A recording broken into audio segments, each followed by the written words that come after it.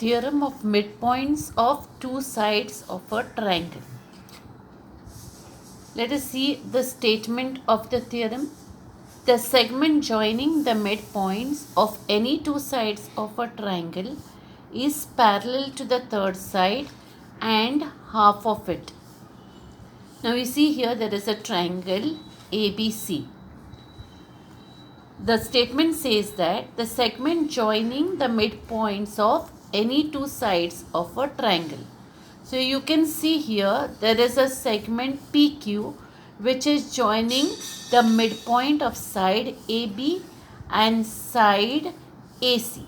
So this segment PQ is the segment which is joining the midpoint of segment AB, that is P is the midpoint of segment AB, and here this segment PQ, the end of the segment PQ, that is Q becomes the midpoint of segment AC.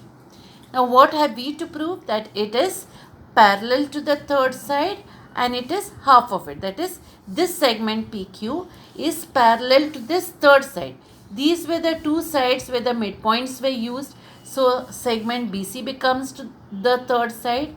So we have to prove that segment PQ is parallel to the third side, segment BC, and also half of it. Half of it means half the length of it. Now let us see what we write in given. Given in triangle ABC, point P is the midpoint of, we know that it is the midpoint of segment AB. So we write here of segment AB. Point P is the midpoint of segment AB and point Q is the midpoint of segment AC.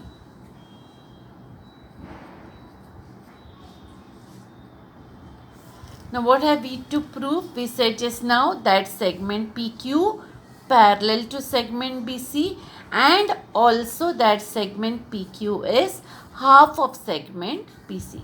So segment PQ parallel to segment BC and PQ equal to half BC. We see that I have drawn one more figure here. That is because the construction has to be done to this same figure. So let us see what is the construction done. Produce a segment PQ up to point R. So you are seeing that this PQ, this segment is extended. It is extended up to point R. So I will write here up to point R. Now there is a condition why it is extended up to point R, such that PQ is equal to QR. So these two lengths are equal to each other. We can mark it. We'll mark it with three lines here, such that PQ is equal to QR. Now why have we marked with three lines each? Here I have used one line. Here I have used two lines. So here PQ and QR we can use three lines. Now let us read this. In triangle ABC, point P is the midpoint of segment AB. Point Q is the midpoint of segment AC. To prove segment PQ parallel to segment PC and segment PQ is half of BC. Now in the construction, produce segment PQ up to point R such that PQ equal to QR. So now after we get this point R, what are we to do? Join R to C. So draw segment RC. Now you notice here we have two triangles here. Two triangles are formed. Triangle AQP and triangle CQR. So in triangle AQP and triangle CQR, First of all, we see the segments which are congruent to each other.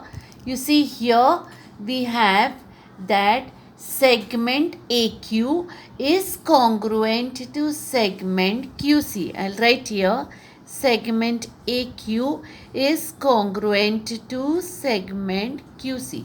Now how do we know that segment AQ is congruent to segment QC? Because in given we said that Q is the midpoint of segment AC. So here I can write given. Also, if you see in these two triangles, segment PQ is congruent to segment QR. And how did I get that? That was by construction, PQ equal to QR. So I can write now segment PQ congruent to segment QR, that is by construction.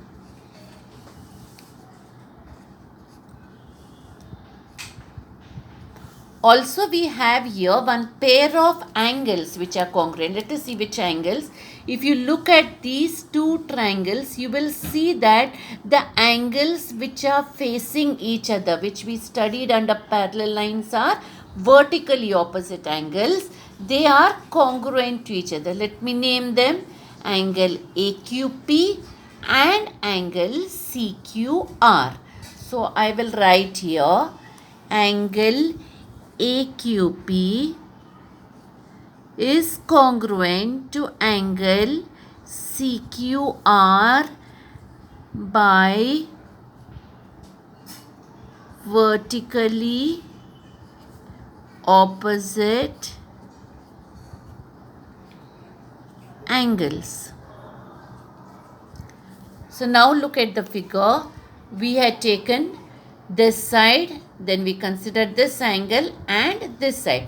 So we can say that these two triangles are congruent to each other by the SAS test. So I write here, therefore, triangle AQP congruent to triangle CQR by the SAS test.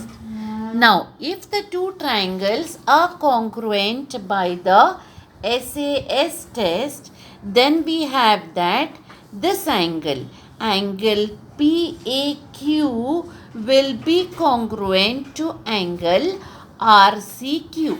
Angle PAQ will be congruent to angle RCQ. Now, why are these two triangles congruent to each other? Once we say that the two triangles are congruent by some test, if we say one pair of angles in those same two triangles are congruent, then they are congruent by CACT, that is corresponding angles of congruent triangles. Now we number this as 1.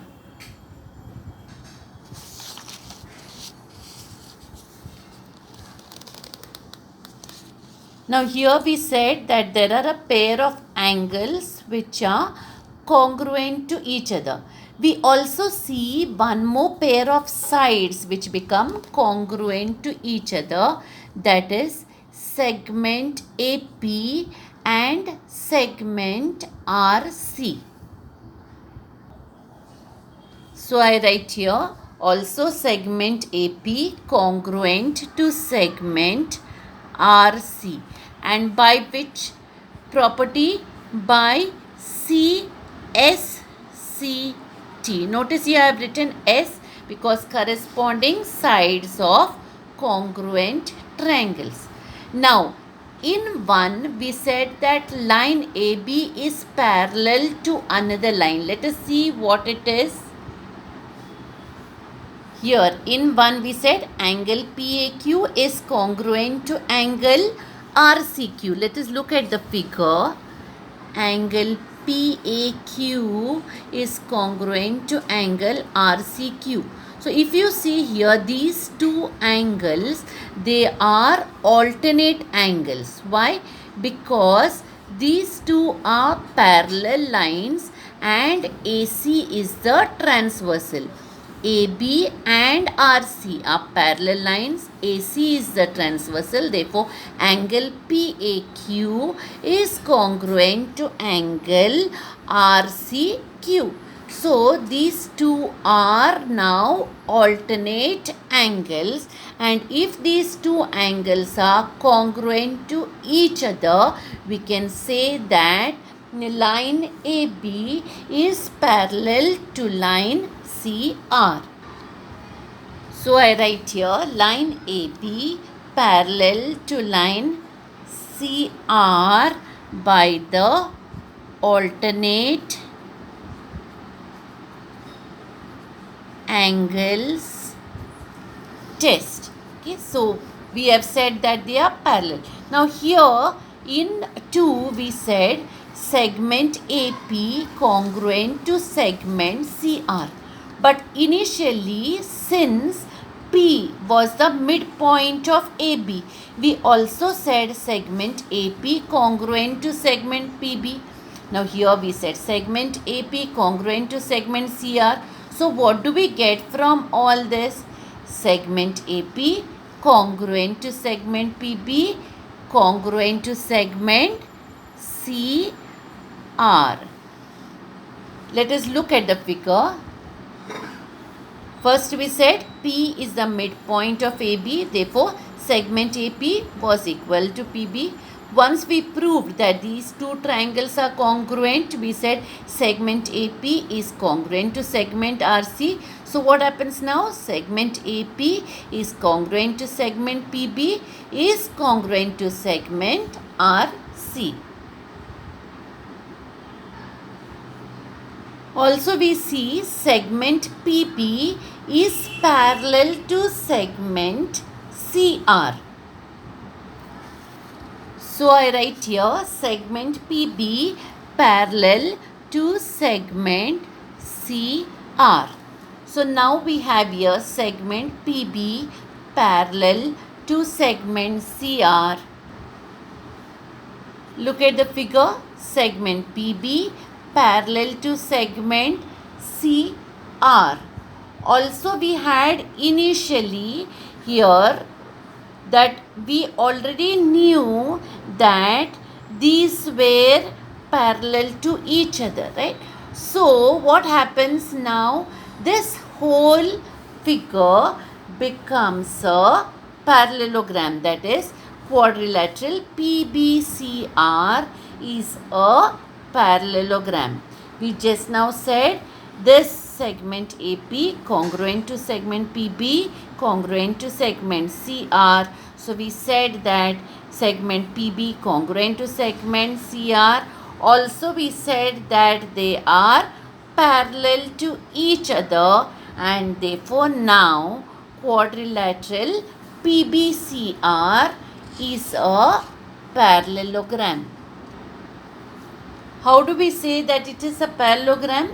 If you remember, we had one test of a parallelogram which states that if one pair of opposite sides are congruent and parallel to each other, then that quadrilateral can be a parallelogram. So here we had segment PB congruent to segment CR and segment PB parallel to segment CR. Therefore, quadrilateral PBCR is a parallelogram.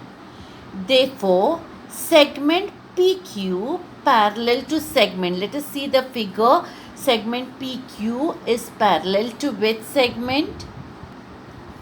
Segment PQ parallel to segment BC. Segment PQ parallel to segment BC, and segment PR is equal to segment BC. Okay, when we say segment PR is equal to segment BC, let us look at the figure. Segment PR equal to segment BC. Why are they equal to each other? Because we know that the opposite sides of a parallelogram are congruent.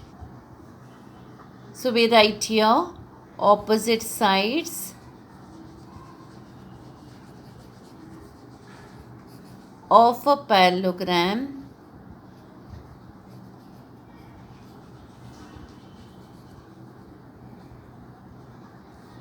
are congruent.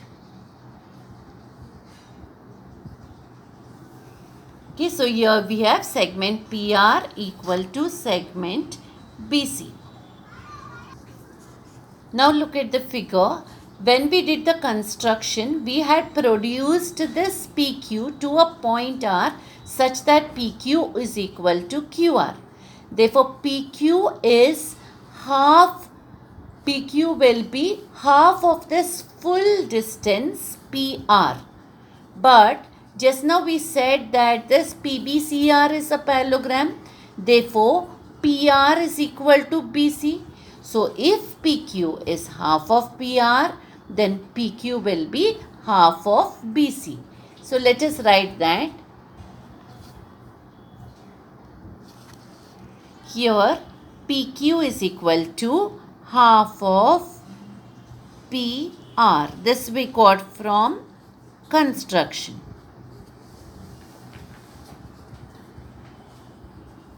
Therefore, PQ is equal to half of segment PR is equal to BC. So, in place of PR now, I can write BC. Therefore, PQ equal to half BC. By how did I get this? Because segment PR equal to segment BC. So, this is what we had to prove, that segment PQ parallel to segment BC and segment PQ equal to half of BC. So, we said that the segment joining the midpoints of two sides of the triangle is parallel to the third side and is half of it. Let us look at the figure and confirm what we did. Here you see segment PQ is parallel to segment BC now, and segment PQ we have proved that it is half of BC.